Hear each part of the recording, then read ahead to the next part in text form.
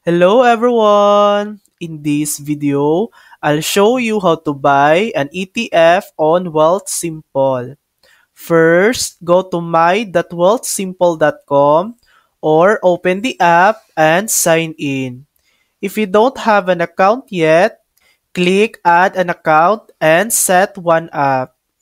Add funds by linking your bank account and selecting Add Money. Once funded, use the search bar at the top right and type in the name or symbol of the ETF you want. You can also browse the list and research different ETFs. Click on the ETF you'd like to buy. You'll see its chart and details, then select Buy. Choose whether you want a market order, limit order, or stop limit order. You can buy in shares or in dollar amounts.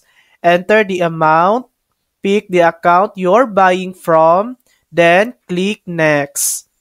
Review the order and confirm your purchase.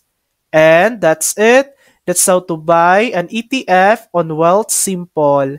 Thanks for watching. If this video helped you, please like and subscribe for more helpful tutorials.